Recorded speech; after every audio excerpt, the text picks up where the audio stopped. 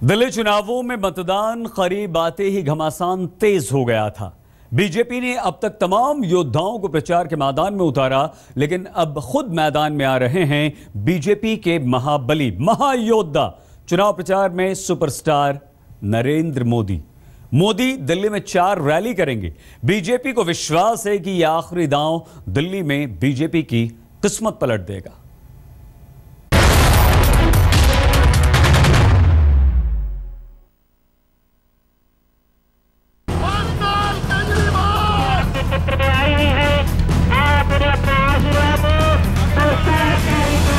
BJP जनता के साथ तो धोखा हो गया। हमने बड़े बड़े प्रोग्राम चालू किए थे।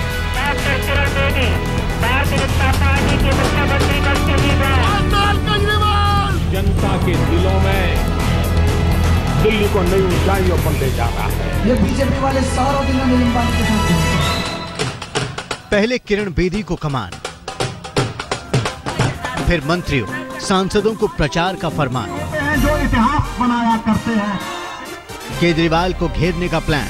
5 दिन के अंदर हमने पूरी दिल्ली के लोगों का पानी मुफ्त कर दिया। मतलब अब बीजेपी का आखिरी दांव। स्वागत होता हुआ आप देखते हैं ना। प्रचार के लिए मैदान में उतरेंगे मोदी। जो देश का मूड है वही दिल्ली का मूड है। जो देश चाहता है वही दिल्ली चाहता है। अच्छा काम करेगी ऐसा। अपनी शानदार भाषण कला से जनता का दिल जीत लेने वाले मोदी एक बार फिर दिल्ली में प्रचार अभियान में कूद रहे हैं। आप मुझे बताइए, आपने कभी ऐसे राजनेता देखे हैं जो खुद कहें कि हां मैं एनार्किस्ट हूं, मैं एनार्की में विश्वास करता हूं। पिछली 10 जनवरी को नरेंद्र मोदी ने रामलीला मैदान में पहली चुनावी रैली को संबोधित करके ऐलान जंग किया था।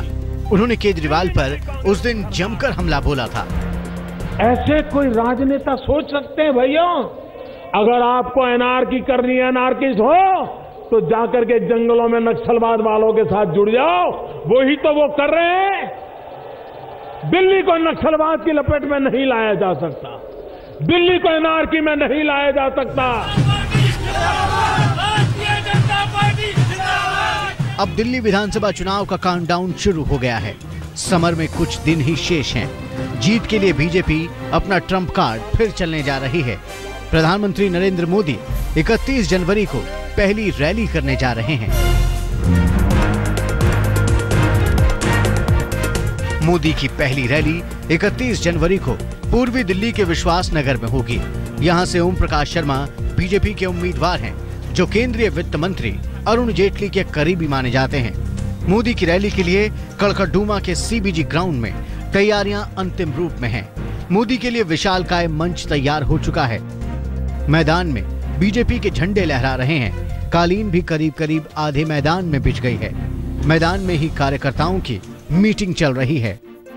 फिलहाल प्रधानमंत्री नरेंद्र मोदी की दिल्ली बीजेपी को ऐसी ही जरूरत है जैसी कभी भारतीय क्रिकेट टीम को सचिन तेंदुलकर की और अब विराट कोहली की हुआ करती है, यानी कि सारा दारोमदार एक ही बल्लेबाज के प्रदर्शन पर। विश्वासनगर इलाका दिल्ली के 2 लोकसभा क्षेत्रों को आपस में जोड़ता है, इसलिए बीजेपी को उम्मीद है कि मोदी की इस जनसभा में जबरदस्त भीड़ जुटेगी। मानना है ये जो रैली है 2 लोकसभा की है, इसमें बाकी दिल्ली के लोग इसमें इन्वॉल्व नहीं है। तो 2 लोकसभा के हिसाब से इस ग्राउंड की जो कैपेसिटी है वो 40 से 50 हजार की है। हमारा ये मानना है कि इस ग्राउंड से भी ज्यादा क्षमता के लोग यहाँ आएंगे। चारों जिलों के युवा मोर्चा को बेसिकली सिटिंग अरेंजमेंट देखने का, कि लोग प्रॉपरली बैठ जाएं, कोई दिक्कत ना हो। उसके अलावा पानी की व्यवस्था, क्योंकि पानी के लिए कोई उठ के एकदम जाता है तो हम लोग पानी प्रोवाइड करने के लिए, प्लस युवा मोर्चा की पार्किंग में भी ड्यूटी लगी है। व्हीकल्स पार्क हो जाए प्रॉपर, कोई जैम ना लगे, बसेस प्रॉपरली पार्क हो जाए। बीजेपी ने दिल्ली की कमान किरण बेदी के हाथों में दी है। किरण बेदी जमकर मेहनत कर रही हैं, रोज रोड शो कर रही हैं, लेकिन उनमें वो जादू नहीं है जो नरेंद्र मोदी में है। यही वजह है कि किरण बेदी के रोड शो में उतनी भीड़ भी नहीं जुट पा रही।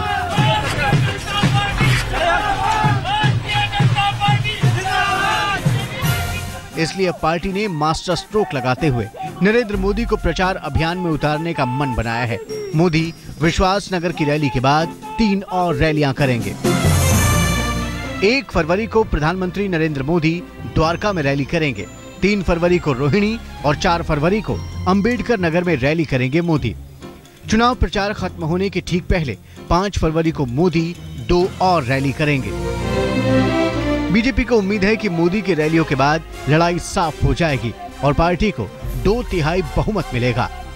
भारतीय जनता पार्टी ने जो रणनीति बताई है उसके हिसाब से आप समझ कर चलेगा, और मैं बड़ी जिम्मेदारी के साथ कह रहा हूं कि भारतीय जनता पार्टी 2/3 बहुमत से चुनाव जीत के बाहर आएगी। दिल्ली विधानसभा चुनाव में कभी इस कदर घमासान नहीं मचा था, लेकिन इस बार ये चुनाव जहां प्रधानमंत्री नरेंद्र मोदी और बीजेपी के लिए प्रतिष्ठा का सवाल बन गया है, तो वहीं अरविंद केजरीवाल और उनकी पार्टी के लिए अस्तित्व का सवाल। यही वजह है कि दोनों पार्टियां जीत के लिए एड़ी चोटी का जोर लगा रही हैं। विवेक शुक्ला के साथ राहुल कंवल, दिल्ली आज तक। दिल्ली विधानसभा चुनाव में लड़ाई कांटे की है। बीजेपी ने दिल्ली में जीत के लिए अपनी पूरी ताकत झोंक रखी है। मोदी कैबिनेट अरुण जेटली की अगुवाई में चुनाव प्रचार में जुटी हुई है। बीजेपी के सांसदों, मंत्रियों, मुख्यमंत्रियों को भी जिम्मेदारी सौंपी गई है। किरण बेदी खुद रोजाना रोड शो कर रही हैं। बीजेपी इस चुनाव में कोई कोर कसर छोड़ना नहीं चाहती।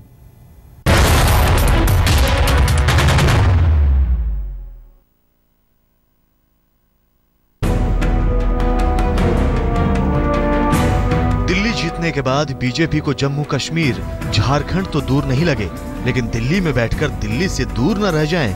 लिहाजा सड़कों पर दिल्ली के विकास की नई राहें तैयार करने के वादे किए जा रहे हैं। बीजेपी की मुख्यमंत्री पद की उम्मीदवार किरण बेदी रोजाना प्रचार पर निकल रही हैं। उनके भाषणों में नेताओं जैसी बातें कम हैं, वो मतदाताओं को सरल तरीके से अपने किरदार के बारे में बताती हैं, विकास और सुशासन का वादा देती हैं। हमारी सीएम कैसी हो?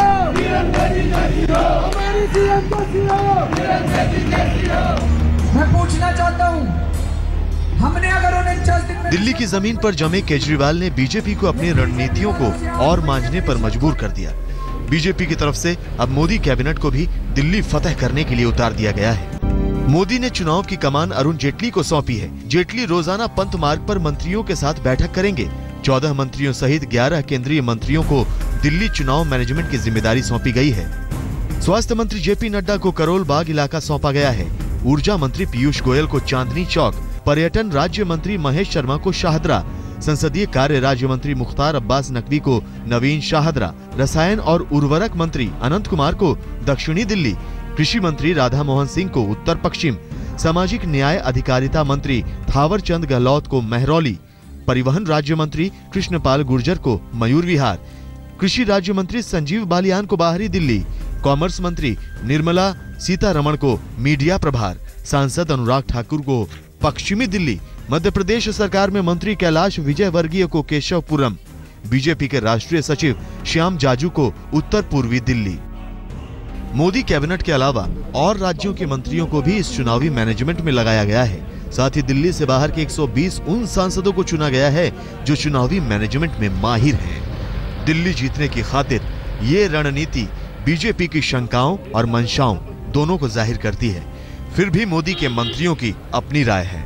हम कोई आसमान से गिरे हुए कार्यकर्ता नहीं है। हम मूलतः एक राजनीति में एक राजनीतिक कार्यकर्ता हूं। तो मंत्री हैं। कोई गुनाह है क्या मंत्री होना? और मंत्री होते हुए क्या मेरे पार्टी के लिए कैंपेनिंग करना, हम एक कार्यकर्ता आधारित दल है, पार्टी है, क्या मैं एक कार्यकर्ता के नाते मेरे पार्टी के लिए काम करना कोई गुनाह है क्या? तमाम इंडिपेंडेंट उम्मीदवार 4 राज्यों में बीजेपी के लिए चुनौती नहीं बने, लेकिन दिल्ली में सुर बदले हैं। दिल्ली में सीएम पद के लिए पहले बीजेपी को चेहरा उतारना पड़ा। अब उस चेहरे को सत्ता तक पहुंचाने के लिए मंत्रियों, मुख्यमंत्रियों और सांसदों की बड़ी फौज को मैदान में उतारना पड़ा है। यहाँ तो कोई चुनौती हमें नहीं है। बीजेपी क्लीन स्वीप करेगी। आप देख लीजिए, जिस दिन काउंटिंग होगी 7 तारीख की वोटिंग के बाद, केवल वायुमंडल ऐसा बनाया जा रहा है कोई मुकाबला। जो लोग सरकार चला नहीं सके 49 दिन में भाग के खड़े हो गए। अब जनदर्शन हम तो रोज करते हैं, मध्य प्रदेश में हर हफ्ते करते हैं, लेकिन ना तो सरकार चलाने के लिए जो आवश्यक प्रशासनिक दक्षता जिनके बीच में है, ना जिनका कोई सोच और विजन है, जो अपने आप को खुद अराजक कहते हैं, उन पर कौन भरोसा करेगा। इसलिए चुनाव है, हम लोग सब योगदान देंगे, भारतीय जनता पार्टी के कार्यकर्ता, लेकिन भारतीय जनता पार्टी बहुत शानदार बहुमत से जीतेगी। दिल्ली की जंग अब रोचक दौर में पहुंच चुकी है। आम आदमी पार्टी को हराने और दिल्ली में बहुमत की सरकार बनाने के लिए बीजेपी कोई पैंतरा बाकी नहीं छोड़ना चाह रही। अब 10 फरवरी को चुनाव के नतीजे बताएंगे कि किसका दांव सही बैठा, किसके हाथ आएगी दिल्ली की सल्तनत। पूनम शर्मा और कपिल शर्मा के साथ राहुल कंवल, दिल्ली आज तक। बीजेपी ने अरविंद केजरीवाल को उन्हीं की भाषा में जवाब देने की ठानी है। केजरीवाल ने किरण बेदी को बहस करने की चुनौती दी थी। बीजेपी ने अब उनसे रोजाना 5 सवाल पूछने शुरू कर दिए हैं। बीजेपी और आम आदमी पार्टी में पोस्टर वॉर तो पहले से ही छिड़ा हुआ है। बीजेपी नेता और केजरीवाल और उनकी पार्टी पूरी तरह से घेराबंदी में एक दूसरे की जुट गए हैं।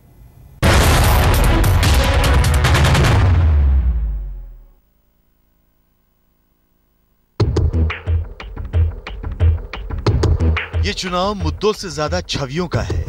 2 छवियां दांव पर हैं। एक अरविंद केजरीवाल और दूसरी किरण बेदी। एक पोस्टर जारी होता है तो एक छवि निखरती है, दूसरी बिखरती है। इस पोस्टर के बाद बीजेपी ने अपनी रणनीति बदली और केजरीवाल को सीधे निशाने पर ले लिया। बीजेपी की रणनीति अब सीधी सी है, केजरीवाल पर सीधा हमला। पार्टी अध्यक्ष अमित शाह ने तय कर लिया है कि आम आदमी पार्टी के मुख्य चेहरे को अपने मुख्य चेहरे से कमतर दिखाने की रणनीति तेज की जाए। लेकिन अन्ना पर चढ़ाए हार को ही आपने हार जीत का जरिया बना लिया। अन्ना के सिद्धांतों की हत्या किसने की? अन्ना की आड़ में किसने किया सिद्धांतों का श्राद्ध? ये किया है केजरीवाल ने, वही हमने इंगित किया। बीजेपी केजरीवाल को चारों तरफ से घेरना चाहती है, लिहाजा पार्टी ने तय किया है कि उनसे 5 सवाल रोज पूछेगी। आप ही एक वादा दिया, आप ही उसको तोड़े, आप क्यों ऐसे कर रहे हैं? इसमें चर्चा का क्या विषय है? आप जवाब दो, हो गया बात। चर्चा 5 नहीं 50 सवाल पूछे। 5 क्या 50 क्या, कितने भी पूछे, मगर 5 भी 50 भी 1 भी पूछने के बाद आप जवाब तो दो।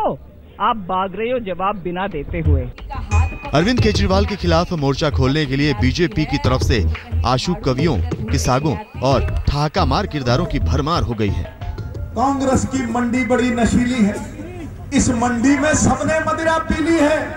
कमरबंद पुख्ता है सिर्फ दलालों के, आम आदमी की धोती तो यारो ढीली है। अरविंद केजरीवाल पर तरह तरह के तंज कसे जा रहे हैं। हर जगह से भागा, सीएम का पद छोड़ के भागा कि नहीं भागा? नौकरी छोड़ के भागा कि नहीं भागा? अन्ना हजारे को छोड़ के भागा कि नहीं भागा? अरे तो इतना ही अगर शौक है भागने का तो मैराथन में भाग, मेडल भी मिलेगा। केजरीवाल की घेरेबंदी के लिए बीजेपी अध्यक्ष अमित शाह ने बूथ स्तर पर पार्टी कार्यकर्ताओं को सक्रिय कर दिया है और पर्दे के पीछे आरएसएस के प्रचारक भी दिल्ली के हर बूथ पर सक्रिय हैं। प्रमिला दीक्षित, अनिल कुमार और कपिल शर्मा, दिल्ली आज तक।